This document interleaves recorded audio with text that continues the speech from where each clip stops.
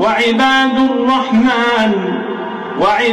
الرحمن الذين يمشون على الأرض هونا وإذا خاطبهم الجاهلون قالوا سلاما.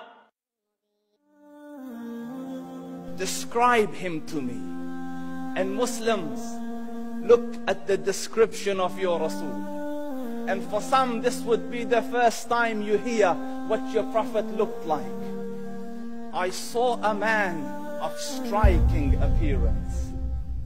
ظاهر الوضاء أبلج الوجه, radiant face, حسن الخلق, beautifully created. لم تعبه الثجلة, his belly wasn't protruding.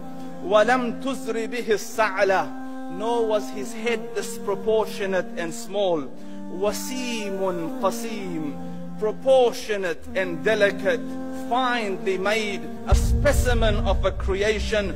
في عينيه دعج, in his eyes there was a contrast.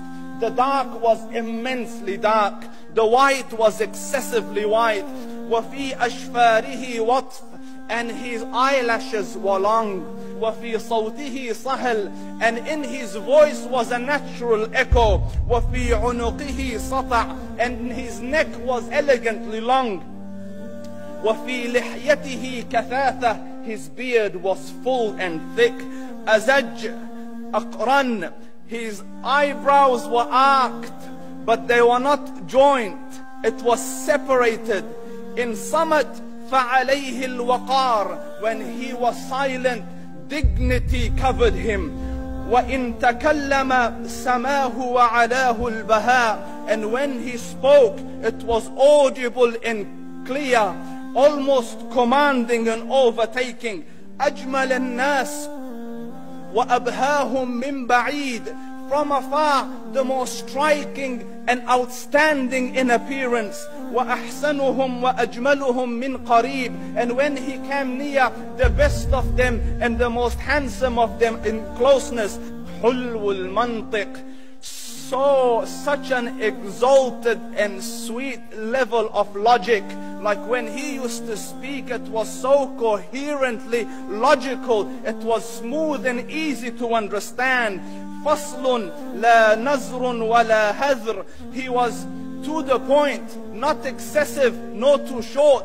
كأن منطقه خرزات نظم يتحدرن, his logic, his utterances, his words were like jewels coming out of a necklace, calculated, polished, one after the other, it would flow magically. ربعة, he was medium in height. Your eye didn't have to strain to look up at him, nor was it tedious to look down at him. He was a comfortable sight to look at. له رفقاء يحفون به, he had friends, the people that were with him, they were working around him to try to serve and protect him. إن قال سمعوا لقوله, when he used to say something, they used to hearken to what he used to say. وإن أمر تبادروا إلى أمره, when he commanded, they used to compete to fulfill the command.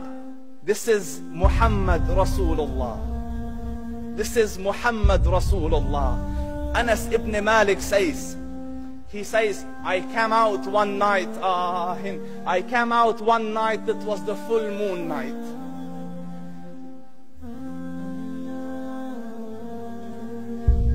And I looked at the moon, and in the desert, understand, the moon is an awesome sight. It is smooth, it is radiant, it is clear, it is gentle compared to the scorching sun at which they are used to. So the moon was the epitome of beauty. So he says, I came out at a full moon night and I looked at the moon and I saw it, beautiful, handsome. So I said, let me go see if the moon is more handsome or my Prophet is more handsome. Let me see if that is more beautiful or the Prophet is more beautiful. So I went and I saw him standing afar. So I looked at his face and I looked at the moon, and I looked at his face and I looked at the moon, and I looked at his face and I looked at the moon, and he said, Wallahi, he was more handsome than the moon in its entirety.